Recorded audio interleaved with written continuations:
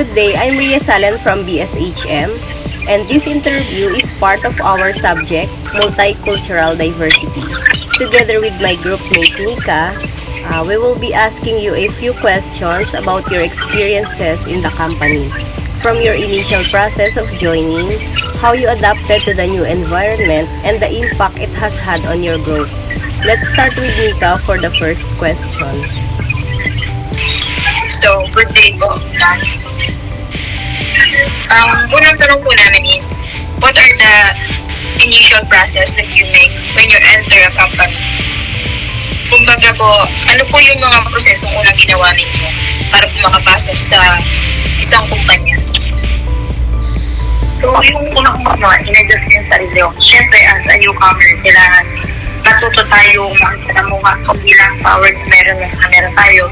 Also, yung sarili natin kasi kailangan din na makiisip tayo kung ano yung latest. Hindi naman kasi important na pumasok tayo, yun na yun. Kung ano man yung kuha natin way back before, yun na yun. Hindi eh. Kasi each environment each workplace, merong iba't ibang environment. Merong iba't ibang ugalian na kasanayan na kailangan din natin i-adjust o kailangan din naman natin i-adapt. Yung first sa akin, doon hindi naman na bago kasi since galing naman na tayong service industry or food service industry. Of course, yung character ng mga hindi lang ng workmate, also katulad din ng mga customer. Mahirap mag-adjust sa una, pero at all kasi makakasanayan mo rin yan eh. Especially pag sa mga seniors, sa mga PWD, sa mga persons with disabilities. May ang pasensya nila, so hindi naman pwedeng sila ang mag-adjust. Naniniwala kasi sila sa kasabihan na customer is always right, but for us kasi customer is always first lang. So iintindihin na lang din natin sila since ginusto naman namin yung ganitong workplace, yung ganitong environment. So kailangan kami yung mag-adjust for them. So, next question po is nagtatanong lang po sa inyo si Ate Sally. Thank you po.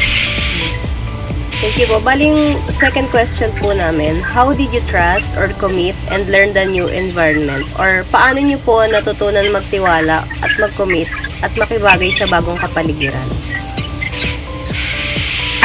Just like what I said earlier, hindi siya ganun kadali. So, in process pa rin naman yung adjustment natin. In process pa rin yung pagtanggap ko ng yung culture. Siyempre, hindi naman lahat ng working ko mag-stay for me ng ganun katagal. So, meron dyan maalis, darating. So, another adjustment talaga. So, depending kasi siya sa taong nakakaharap natin kung paano tayo makikisalamuha. Hindi naman sila pare-parehas lang din ng character. So, for me, sakit siya sa ulo. Pero, kailangan din kasi kailangan natin mag-adjust. Kailangan natin mag-move forward. Hindi kasi kailangan natin mag-stay lang sa certain circle na meron tayo ngayon. Kailangan din natin lumabas, i-explore kung ano yung meron sila, then i-adapt kung ano yung pwede natin i-adapt sa kanila. So, thank you po sa pagsagot. Last question po namin sa inyo is, in your work for a long time in a company, what are the impact of your company to your professional or personal growth? Kumbaga po, sa pagtatrabaho po ng mahabang panahon sa isang kumpanya, ano po yung naging epekto? Ano po yung naging epekto ng mga iyon? Ano po naging epekto ng iyon sa company sa iyong professional or professional growth? So, as professional growth, syempre as yung mga nakakasama ko dito as manager, yung iba dahil ibang area, yung iba naman franchise pa, yung iba naman area manager.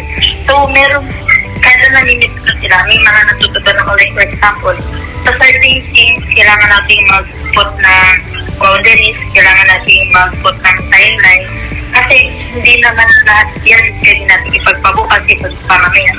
So, kailangan may improvement siya. Pag wala kasi improvement, doon ka rin magtatanong sarili mo na effective ba ako? Parang, okay pa ba yung work ko? Okay pa ba yung dating ko sa kanila? May natututunan ba sila sa akin? Kasi hindi naman perfect manager tayo, wala na tayong matututunan. Hindi naman manager tayo at kilala yung mga manager sa atin. As a manager kasi marami pa tayong matututunan sa mga crew natin, sa mga customers din natin. Isa pa yung paano tayo magiging mabuting leader kung ikaw mismo hindi ka marunong makinig, kung ikaw mismo hindi ka marunong sumunod. Hindi naman kasi sa lang ng pagkakataon, sila lang yung susunod sa atin. Kailangan din na tayo, may mga pagkakataon na tayo yung susunod, tayo yung mag-aaral. Thank you so much po for sharing your experiences and insights with us. We truly appreciate your time and thoughtful answers. They will be a great help to our study in multicultural diversity. Once again, thank you so much and we wish you all the best. Thank you po. Thank you.